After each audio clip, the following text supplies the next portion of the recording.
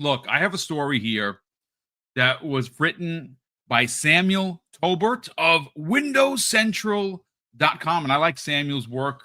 He's one of my favorite journalists. I have not met Samuel as of yet, hopefully one day. Well, he put out a post. Now, granted, this is him reporting on a story that comes the way, or an interview that comes the way of Chris Charla of Xbox or ID Xbox, and that came the way of Eurogamer. So I want to give Eurogamer some credit for the actual interview, but I'm going to use Samuel's article, and I will link it into the show notes.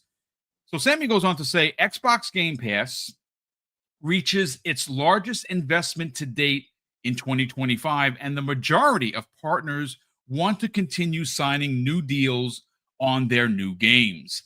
And according to the subtext here, ID at Xbox head Chris Charla says Xbox's 2025 investment in Xbox Game Pass is the largest to date. So, folks, bear with me here because I have a couple of quotes from Chris, who I had a chance to meet last year. A gentleman of a man, when I tell you, super fun to be around. A guy is energetic. I mean, he has more energy than three people. And I actually won one of his skateboards that he gives away. I actually won one, which is awesome. But let me just read a couple of blurbs from the story, and of course, we'll bring Jamie and Infinite Umber in. And it goes on to say this, ladies and gentlemen: speaking with Eurogamer in a broader interview about Xbox and the indie games as a whole, ID at Xbox head Chris Charla says that in 2025 has been a massive year for Xbox Game Pass, with many developers wanting to continue bringing games to the service. And here are a couple of quotes from Chris. He goes on to say this, ladies and gentlemen: the majority of partners who've had a game in Xbox Game Pass want to bring their future titles to the service. As a result, we've signed deals with more than 150 partners to expand the catalog. We continue to engage with hundreds of partners each year to review upcoming games.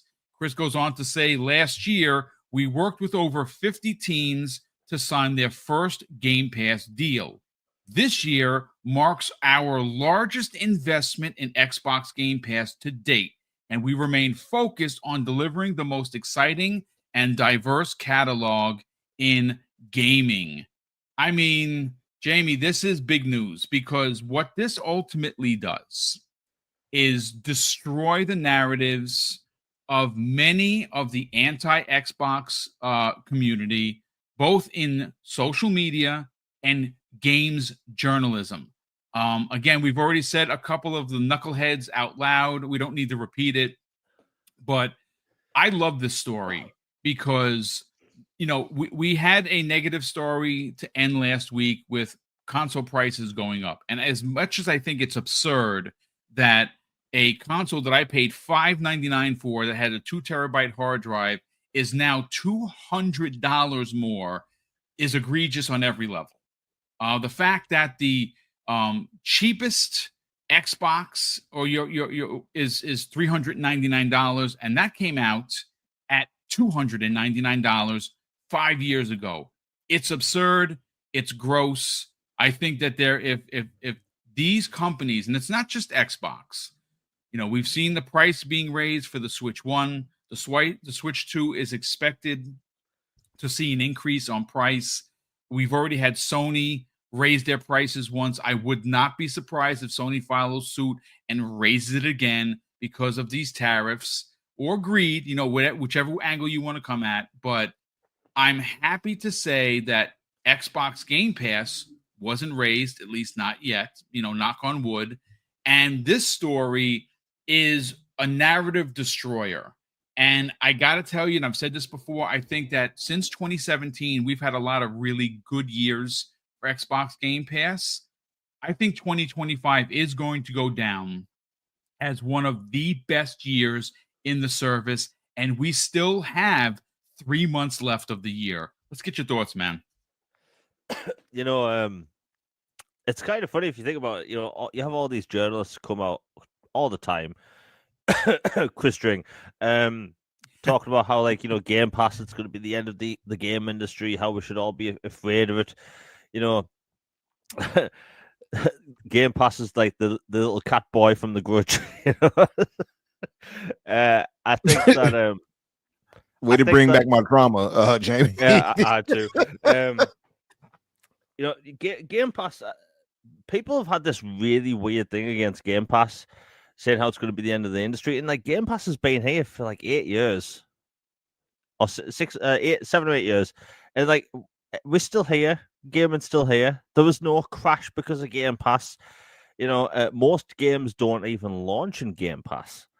So, like, whenever I see these journalists, I'm doing air quotes, trying to pull down the service, it's like, look, if any other company came out with Game Pass, these journalists would be shouting from the mountaintops like it was Indeed. a 1980s Bon Jovi music video, right? They would be going nuts over it. But it's because it's Microsoft. Everything Microsoft does is bad, right? They wanted to come out with a console in 2001 with a box that only hooked up to broadband. How dare Microsoft do this? Because nobody has broadband. The Kinect. Oh, it's this camera that's going to spy on you. And what happens a couple of years later? Everyone has a mobile phone, a tablet, a smart camera, a doorbell that links to the internet. It's like Microsoft has this thing about being early on something, and then taking all the hate for it. And when it becomes normal, nobody looks back and think, "Oh yeah, Microsoft did that. They started that." But like when it comes to Game Pass, if you look at the two best games this year that people are saying, two of the big runner-ups for what we think will be Game of the Year, it's Expedition 33 and Hollow Knight Silksong, both launched in Game Pass. Right? If Game Pass was so bad for the industry, no one would sign up for it. Right? You wouldn't have developers going out of their way setting up sign-in sequels to launching the service. Right? There's a mountain biking game. I think it was called Descenders. Did absolutely massive in Game Pass. The game had more exposure because of Game Pass. More people bought the game because it was in Game Pass. And do you know what that developer did? He launched his next 2 games in Game Pass, right? And it looks like he's pretty happy with the result. My point is that Game Pass, it takes off some of the worry and hate off, these games, because these games are expensive, right? And we've seen that these Game Pass deals, they can range from, a couple of million to like, what, 8 digits or something. And like sometimes these games are being paid off before they've released because of a Game Pass deal, right? In an age where AAA developers are taking less risks, so you have AA developers and indie developers, they are the ones doing all the risk at the minute. So if they can still do like risky games and they'll have a Game Pass deal, that's great for everyone. And the funny thing is, and I'm going to call out every journalist that does this, every single time a major third-party game or a game that looks really good launches in Game Pass, we always hear, "Oh no, it's the end of the world, it's the end of the industry." But notice whenever a game launches in PS Plus or now, nobody bats an eye. Nope. Not a single person, right? Not we don't hear how. Person. Yeah, we don't see Chris Dring going out of his way questioning developers saying, "Do you think PlayStation Now is going to be the end of the end?" No, we don't hear this stuff, right? And I don't like the term Xbox tax. I really don't. However, it does sound a little bit, Xbox taxy, doesn't it? So, like, to me, look, Game Pass is a great deal. Everything's going up in price all the time. We still see memes about the price of eggs in the US. Hell, the butter, I mentioned this last week, butter where I live has security tags on them because it's almost as much as the price of a bottle of whiskey, right? Bloody ridiculous. And then we have, video game services such as Game Pass that gives us the ability to play tons of games a year via subscription price that doesn't break the bank, right? And it's a good deal, right? I'm always for a good deal for the, the consumer. And so should these journalists. But these game developers, they clearly see value in the service. It gives these developers exposure, right? If you go to the store right now, there's hundreds, thousands of games you've probably never heard of. And yet there's a lot of shovelware in there as well, a lot of asset flip games. But it's not like the 7th generation where we had Xbox Live Summer of Arcade, where there was maybe 20 indie games launching in, an entire summer, right? We have tons of games, dozens of games launching on all these game stores each day. A lot of these studios, they don't have the manpower, resources to even market their games properly. So sometimes a great game can come out, not have any coverage whatsoever, because if you're a big website like IGN or GameSpot, guess what? You covered the major AAA games and you covered the big indie hits that's guaranteed to succeed, like Hollow Knight. But AA games get no coverage at all. Most indie games don't get any coverage at all. Yep. But with Game Pass, that goes to the top of people's feeds. They know instantly about it. Xbox posts when these games are coming to Game Pass, when they launch in Game Pass, and even do like their own little, YouTube videos and like streams and stuff. Right? It's marketing where these developers can't normally do that. So it gives exposure for games. That's why these developers want to sign up for it, because all these like if you go to the Xbox store right now or any store, scroll down the list. I guarantee you could probably find a really good game that no one's ever talked about. Yep. Because so many games get overlooked, and it's kind of sad. It's one of the reasons why I think we're actually heading towards a game crash, but that's a story for another day. But like, it gives developers exposure in a time when we bloody need it. We complain about AAA slop. We complain about microtransactions, battle passes, live service games. But if you go to Game Pass, most of those games are single player. Most of those games, they don't have microtransactions.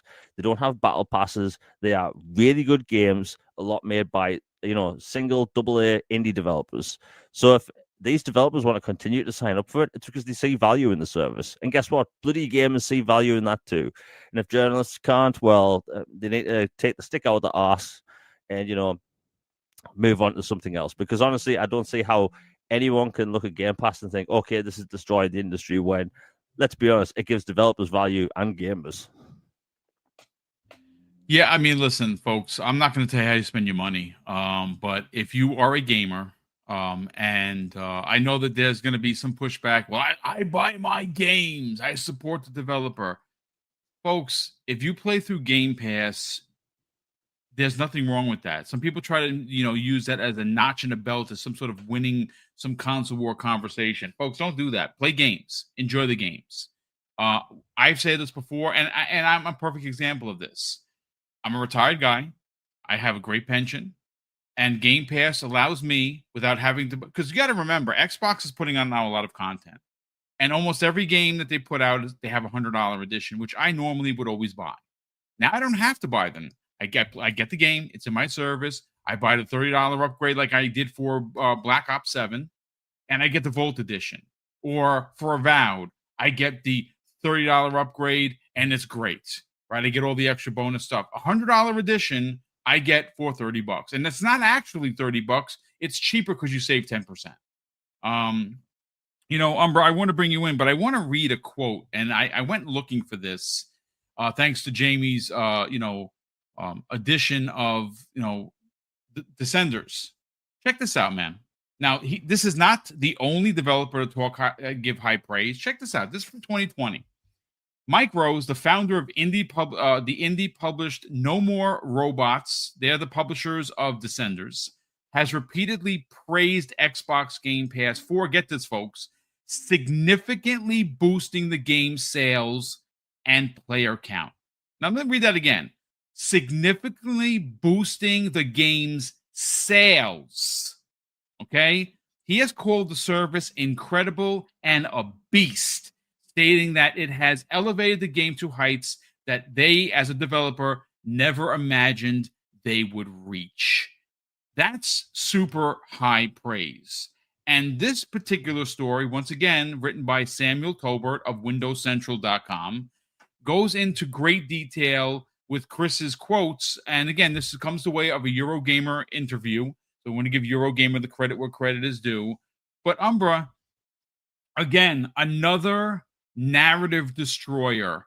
Not only have we heard that Xbox Game Pass invests $1 billion with a B each and every year to bring more content to the service, but we all know, I mean, thanks to this story and this interview, that they're doing even more now. And that's because the service is a success. That's because everything is getting more and more expensive. And granted, again, I still have pushback and a lot of smoke for them increasing their prices. But what I will say is, and I've seen a lot of people in the community talk about this, you don't necessarily need an Xbox to play Xbox Game Pass Ultimate. You can play through your TV, you can play through your PC, you can play through your handheld if you have one, you can play through your phone. Now, granted, phone, not so much for me, but we also understand that the scope of gaming is wide.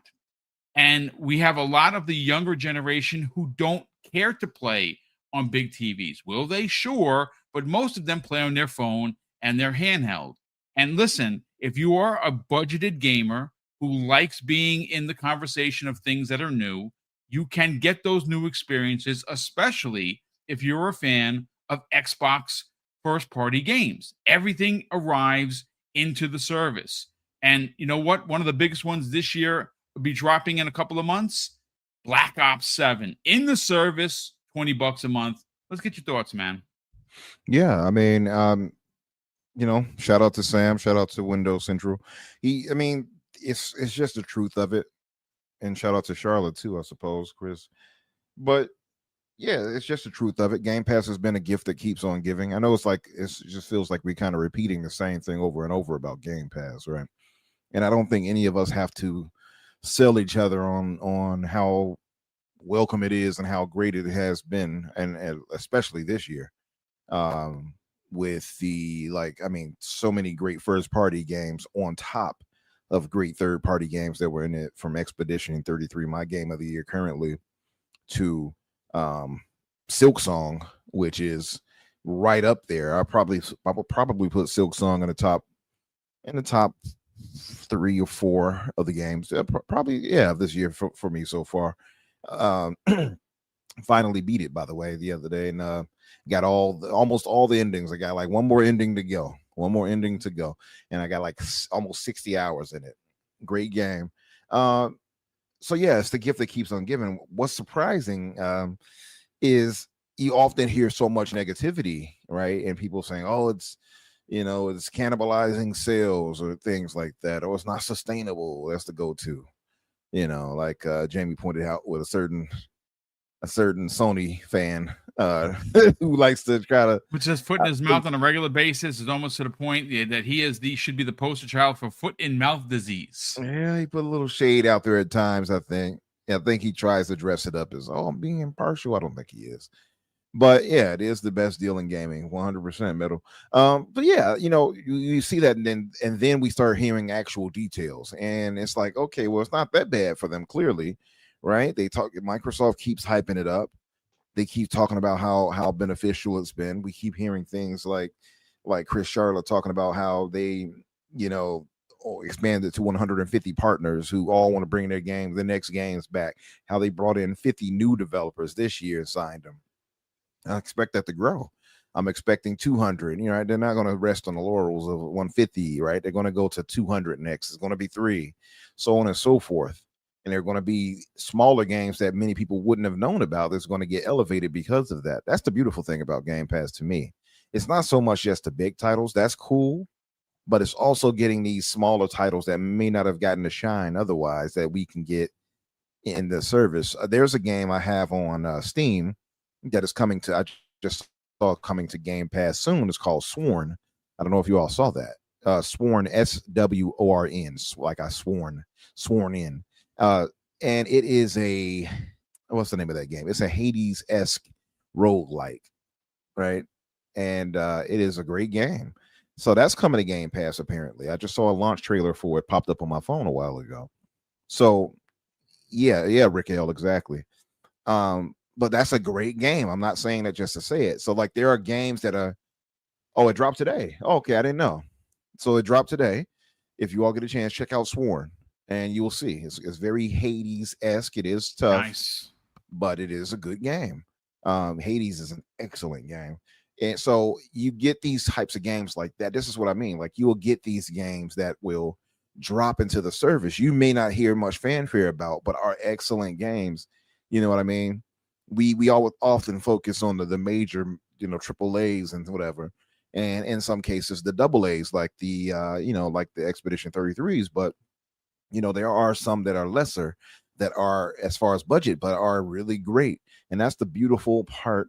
One of the beautiful parts about Game Pass, outside of it being so affordable to allow us so much access and to introduce us to new games and to genres we may not have touched otherwise, all those good things. So hearing this, and then you hear, like, I think Jamie slightly touched on it too, about what they put into paying developers. They put their games on it from 50,000 to 50 million, right? That's what we heard, like what budget is being paid out to these developers. So some people often say, well, support the devs. Microsoft supported those devs.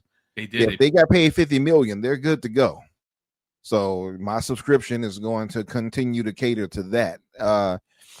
So yeah, it's a beautiful thing in that case of that. And it's good to see. It's just good to see that it's I guess it's sustainable after all, and like it's flourishing, I guess, I suppose. And I hope it gets better. I hope more people subscribe, because it is worth it. You know what I mean? And like you were mentioning the phone situation, I have played it, games like from, well, now I've evolved. Now I got my ROG Ally, but but there were times where I had the old Razer Kishi and I had to plug it into my my Samsung Galaxy or whatever, right, and played it. And I played a ton of games that way through using the phone. So that the beautiful thing about also having so many options of where you can play it is where that's a Microsoft strong suit, I think, for Xbox. The whole play anywhere thing is just, I think it's just one of the smartest moves they could have made. Yep. And for me, because doing things like that, in which Game Pass also enables the play anywhere aspect of for most games, well, for any game I think that's in it, well, just about any game that's in it is, and they're improving on that more and more, right, for the future.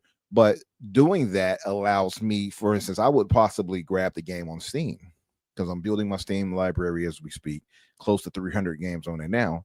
And like, yeah, that's a lot. And on Xbox, I got about 600 games, right, maybe more, and because it's been a while since I've looked. But I say that because of Play Anywhere title and Game Pass having and enabling that means I'll be still buying into that, to on Xbox and into the ecosystem, and playing it on PC or my ROG or whatever it may be.